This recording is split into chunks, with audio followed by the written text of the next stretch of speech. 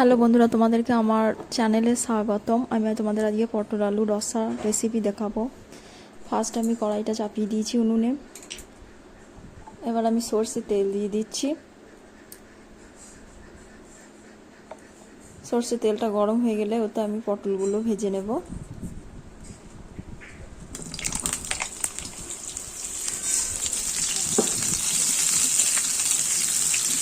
পটলগুলো এপিট ওপিট করে আমি নেড়ে নিচ্ছি।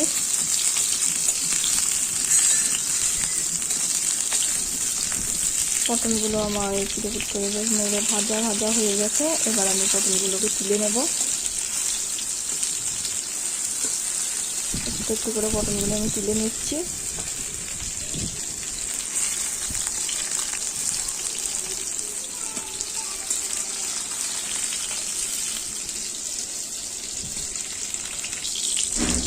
পটলগুলো আমার সব তোলা হয়ে গিয়েছে। ওই তেলেই আমি এবার আলুগুলো দিয়ে দেব।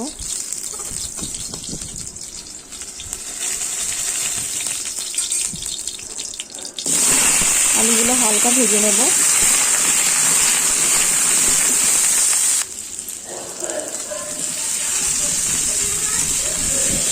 আলুগুলো ভাজা ভাজা হয়ে গেছে। এবার আলুগুলো আমি ঢেলে নেব। ওই কড়াতেই সর্ষে তেল দেব।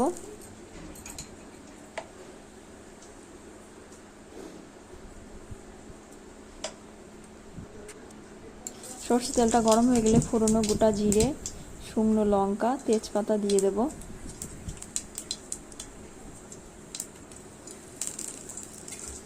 একটু নেড়ে নেব। ওর উপরে দিয়ে দেবো পেঁয়াজ কুচি। পেঁয়াজ ফোটা ভাজা বাদামি কালারের ভাজা ভাজা করে নেব।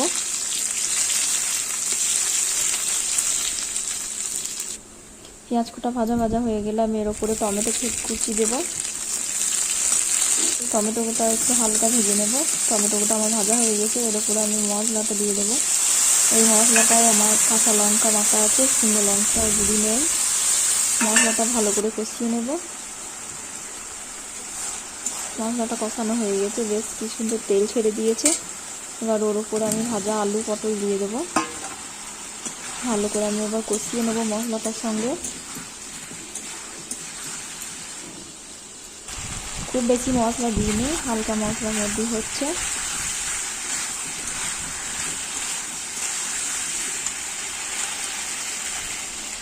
এবার আমি জল দিয়ে দিচ্ছি।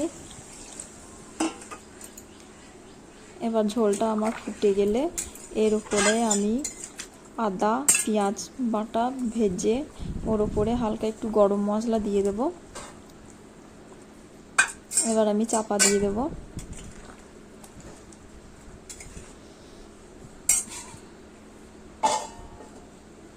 কিছুক্ষণ আমার সেদ্ধ হোক। এবার আমার সেদ্ধ হয়ে গেছে। এবার আমি দেখে নেবো আলুগুলো সেদ্ধ হয়েছে নাকি। আলুগুলো আমার সেদ্ধ হয়ে গেছে। এবার আমি নামিয়ে নেব।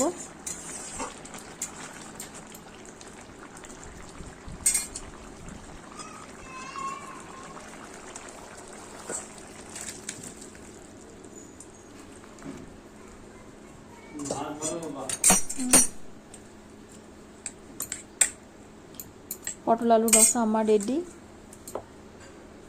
দেখতেই পাচ্ছ কি সুন্দর কালারটা এসছে, শুকনো লঙ্কা ছাড়াই।